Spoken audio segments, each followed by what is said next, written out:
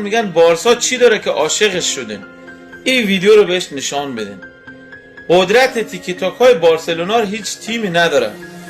نگاه بکنید بازیکنای رئال رو چقدر اینا آسی میکنن. اینجا سلطانتان رو ببینین چه تلاشی میکنه بدبخت. نگاه کنید. آسی شد بدبخت. یعنی سبک اورجینال تیکی تاکا مال بارسلوناه. بقیه تیم‌ها مثل آرسنال و منسیتی و پاریس سن ژرمن دارن تیکی تاکا بازی میکنن، اونا دارن ادای بارسلونا رو در میارن. اصل کنده و اورجینال اینجاست. این بازی لذت داره وقتی نگاه بکنین. به خدا شما چون از تیم بارسلونا متنفرین، این لذت فوتبال رو هیچ وقت تجربه نکردن. رئالیای عزیز نگاه بکنین، یعنی بازی همش رو زمینه، نه که مثل رئال فقط نمیشه توپ چپ و راست از هر طرف فقط سانت میکنه. خدا شاهد از هر طرف نمیجوری میفرسته، میگه آخرش بخوره به یکی شانسی بره تو گل، یک گل